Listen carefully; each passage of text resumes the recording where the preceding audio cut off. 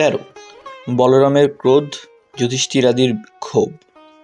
বলরাম ক্রোধে ঊর্ধ্ববাহু হয়ে আর্তকণ্ঠে বললেন, ধিক ধিক ভীম! ধর্মযুদ্ধে প্রবৃত্ত হয়ে বৃকোদর নাভির নিম্নে গদা প্রহার করেছে। এমন যুদ্ধ আমি দেখিনি। মূঢ় ভীম নিজের ইচ্ছাতেই এই শাস্ত্রবিরুদ্ধ যুদ্ধ করেছে। এই বলে অত্যন্ত ক্রুদ্ধ হয়ে বলরাম তার লাঙ্গল উদ্যত করে ভীমের প্রতি ধাবিত হলেন। তখন কৃষ্ণ বিনয়ে অবনত হয়ে তার স্থূল সুগোল বাহু দিয়ে বলরামকে জড়িয়ে ধরলেন। দিবাবসানে চন্দ্র ও সূর্য যেমন আকাশে শোভা পান, কৃষ্ণ ও শুভ্র দুই যাদবশ্রেষ্ঠ সেইরূপ শোভা পেলেন। কৃষ্ণ বললেন, নিজের উন্নতি, মিত্রের উন্নতি, মিত্রের মিত্রের উন্নতি এবং শত্রুর অবনতি, তার মিত্রের অবনতি, তার মিত্রের মিত্রের অবনতি, এই 6 প্রকারই নিজের উন্নতি। পাণ্ডবরা আমাদের স্বাভাবিক মিত্র, আমাদের পিতৃশ্বশার পুত্র। শত্রুরা এদের উপর অত্যন্ত পীড়ন করেছে। আপনি জানেন, প্রতিজ্ঞা রক্ষাই ক্ষত্রিয়ের ধর্ম। ভীম দ্রুতসভায় প্রতিজ্ঞা করেছিলেন যে যুদ্ধে দুর্যোধনের উরুভঙ্গ করবেন। মহর্ষি মৈত্রেয় দুর্যোধনকে এরূপ অভিশাপ দিয়েছিলেন। কলিযুগও আরম্ভ হয়েছে, অতএব আমি ভীমসেনের দোষ দেখি না। পুরুষশ্রেষ্ঠ, পাণ্ডবদের বৃদ্ধিতেই আমাদের বৃদ্ধি, অতএব আপনি ক্রুদ্ধ হবেন না। কৃষ্ণের মুখে ধর্মের ছলনা শুনে বলরাম অপ্রসন্ন মনে বললেন, গোবিন্দ, ভীম ধর্মের পীড়ন করে সকলকেই ব্যাকুল করেছে। ন্যায়যোদ্ধা রাজা দুর্যোধনকে অন্যায়ভাবে বধ করে ভীম কূটযোদ্ধা বলে খ্যাত হবে। সরলভাবে যুদ্ধ করার জন্য দুর্যোধন শাশ্বত স্বর্গ লাভ করবেন। ইনি রণযজ্ঞে নিজেকে আহুতি দিয়ে যজ্ঞান্ত স্নানের যশ লাভ করেছেন। এই কথা বলে বলরাম তার রথে উঠে দ্বারকার অভিমুখে যাত্রা করলেন। বলরাম চলে গেলে পাণ্ডব, পাঞ্চাল ও যাদবগণ নিরানন্দ হয়ে রইলেন। যুধিষ্ঠির বিষণ্ণ হয়ে কৃষ্ণকে বললেন, বৃকোদর দুর্যোধনের মাথায় পা দিয়েছেন, তাতে আমি প্রীত হইনি। কুলক্ষয়েও আমি হৃষ্ট হইনি। ধৃতরাষ্ট্রের পুত্ররা আমাদের উপর বহু অত্যাচার করেছে। সেই দারুণ দুঃখ ভীমের হৃদয়ে রয়েছে। এই চিন্তা করে আমি ভীমের আচরণ উপেক্ষা করলাম। ভীমের কার্য ধর্মসঙ্গত বা ধর্মবিরুদ্ধ যাই হোক, তিনি অমার্জিত বুদ্ধির লোভী কামনার দাস দুর্যোধনকে বধ করে অভীষ্ট লাভ করুন। ধর্মরাজ যুধিষ্ঠিরের কথা শুনে বাসুদেব সদুঃখে বললেন, তাই হোক। তিনি ভীমকে প্রীত করবার ইচ্ছায় তার সকল কার্যের অনুমোদন করলেন। অসন্তুষ্ট অর্জুন ভীমকে ভালো মন্দ কিছুই বললেন না। ভীম হৃষ্টচিত্তে উৎফুল্ল নেত্রে কৃতাঞ্জলি হয়ে যুধিষ্ঠিরকে অভিবাদন করে বললেন, মহারাজ, আজ পৃথিবী মঙ্গলময় ও নিষ্কণ্টক হল। আপনি রাজ্য শাসন ও স্বধর্ম পালন করুন। যুধিষ্ঠির বললেন, আমরা কৃষ্ণের মতে চলেই পৃথিবী জয় করেছি। দুর্ধর্ষ ভীম, ভাগ্যক্রমে তুমি মাতার নিকট এবং নিজের ক্রোধের নিকট ঋণমুক্ত হয়েছ, শত্রু নিপাত করে জয়ী হয়েছ। 14 দুর্যোধনের ভর্ৎসনা।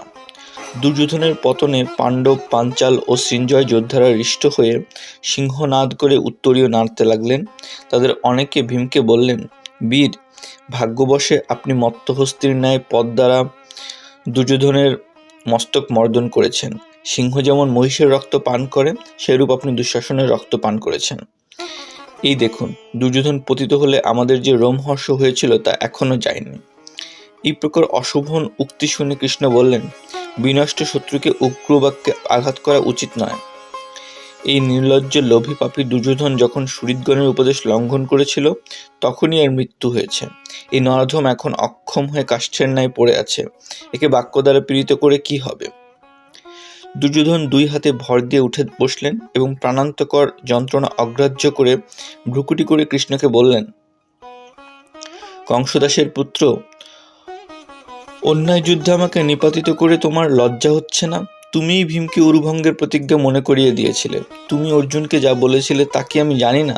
তোমারই কূটনীতিতে আমাদের বহু সহস্র যোদ্ধা নিহত হয়েছেন। তুমিই শিখণ্ডীকে সম্মুখে রাখিয়ে অর্জুনের বাণে ভীষ্মকে নিপাতিত করেছ। অশ্বত্থামার মরণের মিথ্যা সংবাদ দিয়ে দ্রোণাচার্যকে বধ করিয়েছ। কর্ণ যখন ভূমি থেকে রথচক্র তুলছিলেন, তখন তুমিই অর্জুনকে দিয়ে হত্যা করেছ। আমাদের সঙ্গে ন্যায় যুদ্ধ করলে তোমরা কখনো জয়ী হতে পারতে না। কৃষ্ণ উত্তর দিলেন, গান্ধারীর পুত্র, তুমি পাপের পথে গিয়েই আত্মবান্ধব সহ হত হয়েছ। ভীষ্ম পাণ্ডবদের অনিষ্ট কামনায় যুদ্ধ করেছিলেন, সেজন্যই শিখণ্ডী কর্তৃক নিহত হয়েছেন। দ্রোণ স্বধর্ম ত্যাগ করে তোমার প্রীতির জন্য যুদ্ধ করেছিলেন, তাই ধৃষ্টদ্যুম্ন তাকে বধ করেছেন। বহু ছিদ্র পেয়েও অর্জুন কর্ণকে মারেননি, বিরচিত উপায়েই তিনি তাকে মেরেছেন। অর্জুন নিন্দিত কার্য করেন না, তার দয়াতেই তুমি এবং ভীষ্ম, দ্রোণ, কর্ণ, অশ্বত্থামা প্রভৃতি বিরাটনগরে নিহত হওনি। তুমি আমাদের যেসব অকার্যের কথা বলেছ তা তোমার অপরাধের জন্যই আমরা করেছি। লোভের বশে এবং অতিরিক্ত শক্তিলাভের বাসনায় যেসব দুষ্কর্ম করেছ, এখন তারই ফল ভোগ করো। দুর্যোধন বললেন, আমি যথাবিধি অধ্যয়ন, দান ও শশাগোড়া পৃথিবী শাসন করেছি, শত্রুদের মস্তকে অধিষ্ঠান করেছি, ক্ষত্রিয়ের অভীষ্ট মরণ লাভ করেছি, দেবগণের যজ্ঞ এবং নৃপগণের দুর্লভ রাজ্য ভোগ করেছি, শ্রেষ্ঠ ঐশ্বর্য লাভ করেছি। আমার তুল্য আর কে আছে? কৃষ্ণ, সুরিত ও ভ্রাতাদের সঙ্গে আমি স্বর্গে যাব। তোমাদের সংকল্প পূর্ণ হলো না, তোমরা শোক সন্তপ্ত হয়ে জীবন ধারণ করো। দুর্যোধনের উপর আকাশ থেকে পুষ্পবৃষ্টি হলো, অপ্সরা ও গন্ধর্বগণ গীতবাদ্য করতে লাগলো, সিদ্ধগণ সাধু সাধু বললেন। দুর্যোধনের এই প্রকার সম্মান দেখে কৃষ্ণ ও পাণ্ডব প্রভৃতি লজ্জিত হলেন। বিষণ্ণ পাণ্ডবগণকে কৃষ্ণ বললেন, দুর্যোধন ও ভীষ্মাদি বীরগণকে আপনারা ন্যায়যুদ্ধে বধ করতে পারতেন না। আপনাদের হিতসাধনের জন্যই আমি কূট উপায়ে এদের নিধন ঘটিয়েছি। শত্রু বহু বা প্রবল হলে বিবিধ কূট উপায়ে তাদের বধ করতে হয়। দেবতারা এবং অনেক সৎপুরুষ এরূপ করেছেন, আমরা কৃতকার্য হয়েছি। এখন সায়াহ্নকালে বিশ্রাম করতে ইচ্ছা করি, আপনারাও সকলে বিশ্রাম করুন। তখন পাঞ্চালগণ হৃষ্ট হয়ে শঙ্খধ্বনি করলেন, কৃষ্ণও পাঞ্চজন্য বাজালেন। 15 ধৃতরাষ্ট্র গান্ধারী সকাশে কৃষ্ণ। সকলে নিজ নিজ আবাসে প্রস্থান করলে পাণ্ডবগণ দুর্যোধনের শিবিরে গেলেন। স্ত্রীলোক, নপুংসক ও বৃদ্ধ অমাত্যগণ সেখানে ছিলেন। দুর্যোধনের পরিচরগণ কৃতাঞ্জলি হয়ে তাদের সম্মুখে এলো। পাণ্ডবগণ রথ থেকে নামলে কৃষ্ণের উপদেশে অর্জুন তার গান্ডীব ও 2 অক্ষয় তুল নামিয়ে নিলেন। তারপর কৃষ্ণ নামলেন। তখনই রথের ধ্বজাস্থিত দিব্য বানর অন্তর্হিত হল, রথ ও অস্ত্র সকলও ভস্ম হয়ে গেল। বিস্মিত অর্জুনকে কৃষ্ণ বললেন, বহুবিধ অস্ত্রের প্রভাবে তোমার রথে পূর্বেই অগ্নিসংযোগ হয়েছিল, আমি উপরে থাকায় এতকাল দগ্ধ হয়নি। এখন তুমি কৃতকার্য হয়েছ, আমিও নেমেছি, সেজন্য রথ ভস্ম হয়ে গেল। পাণ্ডব পক্ষের যোদ্ধারা দুর্যোধনের শিবিরে অসংখ্য ধনরত্ন ও দাসদাসী পেয়ে কোলাহল করতে লাগলো। কৃষ্ণের উপদেশে পঞ্চপাণ্ডব ও সাত্যকী শিবিরের বহির্দেশে নদী তীরে রাত্রিযাপনের আয়োজন করলেন। যুধিষ্ঠির কৃষ্ণকে বললেন, জনার্দন, ধৃতরাষ্ট্র মহিষী তপস্বিনী গান্ধারী পুত্র পৌত্রগণের নিধন শুনে নিশ্চয়ই আমাদের ভস্মসাৎ করবেন। তোমার অনুগ্রহেই আমাদের রাজ্য নিষ্কণ্টক হয়েছে। তুমি আমাদের জন্য বারবার অস্ত্রাঘাত ও কঠোর বাক্য যন্ত্রণা সয়েছ। এখন পুত্র শোকার্তা গান্ধারীর ক্রোধ শান্ত করে আমাদের রক্ষা করো। দারুকের রথে চড়ে কৃষ্ণ তখনই হস্তিনাপুরে গেলেন। সেখানে ব্যাসদেবকে দেখে তার চরণ বন্দনা করে কৃষ্ণ ধৃতরাষ্ট্র ও গান্ধারীকে অভিবাদন করলেন। ধৃতরাষ্ট্রের হাত ধরে কৃষ্ণ সরোদনে বললেন, মহারাজ, কুলক্ষয় ও যুদ্ধ নিবারণের জন্য পাণ্ডবরা অনেক চেষ্টা করেছিলেন, কিন্তু কৃতকার্য হননি। তারা বহু কষ্ট ভোগ করেছেন। যুদ্ধের পূর্বে আমি আপনার কাছে এসে পাণ্ডবদের জন্য 5টি গ্রাম চেয়েছিলাম, কিন্তু লোভের বশে তাতেও আপনি সম্মত হননি। ভীষ্ম, দ্রোণ, কৃপ, বিদুর প্রভৃতি সন্ধির জন্য বারবার আপনাকে অনুরোধ করেছিলেন, তাতেও ফল হয়নি। আপনি পাণ্ডবদের দোষী মনে করবেন না, এই কুলক্ষয় আপনার দোষেই ঘটেছে। এখন আপনার কুলরক্ষা, পিণ্ডদান এবং পুত্রের করণীয় যা কিছু আছে তার ভার পাণ্ডবদের উপরেই পড়েছে। অতএব আপনি এবং গান্ধারীর ক্রোধ ও শোক ত্যাগ করে তাদের প্রতিপালন করুন। আপনার প্রতি যুধিষ্ঠিরের যে প্রীতি ও ভক্তি আছে তা আপনি জানেন। এখন তিনি শোকানলের দিবারাত্র দগ্ধ হচ্ছেন। আপনি পুত্র শোকে কাতর হয়ে আছেন, সেজন্য তিনি লজ্জায় আপনার কাছে আসতে পারছেন না। তারপর বাসুদেব গান্ধারীকে বললেন, সুবলনন্দিনী, আপনার তুল্য নারী পৃথিবীতে দেখা যায় না। 2 পক্ষের হিতের জন্য আপনি যে উপদেশ দিয়েছিলেন তা আপনার পুত্রেরা পালন করেননি। আপনি দুর্যোধনকে ভর্ৎসনা করে বলেছিলেন, মূঢ়, যেখানে ধর্ম সেখানেই জয়।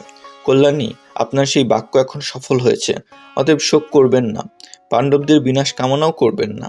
আপনি তপস্যার প্রভাবে ক্রোধদীপ্ত নয়ন দ্বারা চরাচর সহ সমস্ত পৃথিবী দগ্ধ করতে পারেন। গান্ধারী বললেন, কেশব, তুমি যা বললে তা সত্য। দুঃখে আমার মন অস্থির হয়েছিল, তোমার কথায় শান্ত হলো। এখন তুমি আর পাণ্ডবরাই এই পুত্রহীন বৃদ্ধ অন্ধ রাজার অবলম্বন।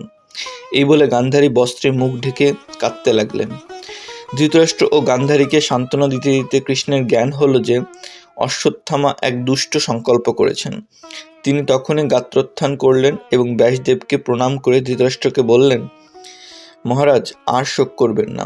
আমার এখন স্মরণ হলো যে অশ্বত্থামা পাণ্ডবদের বিনাশের সংকল্প করেছেন, সে কারণে আমি এখন যাচ্ছি। ধৃতরাষ্ট্র ও গান্ধারী বললেন, কৃষ্ণ, তুমি শীঘ্র গিয়ে পাণ্ডবদের রক্ষার ব্যবস্থা করো, আবার যেন তোমার সঙ্গে আমাদের দেখা হয়। 16. অশ্বত্থামার অভিষেক। কৃপাচার্য, অশ্বত্থামা ও কৃতবর্মা দ্রুতমুখে দুর্যোধনের উরুভঙ্গের সংবাদ শুনে রথে চড়ে সত্ত্বেও তার কাছে এলেন। অশ্বত্থামা শোকার্ত হয়ে বললেন, হা মহারাজ, শশাগড়া পৃথিবীর অধীশ্বর হয়ে এই নির্জন বনে একাকী পড়ে আছো কেন? দুর্যোধন শাস্ত্রনয়নে বললেন, বীরগণ, কালক্রমে সমস্তই বিনষ্ট হয়, আমি কখনো যুদ্ধে বিমুখ হইনি। পাপী পাণ্ডবগণ কপট উপায়ে আমাকে নিপাতিত করেছে।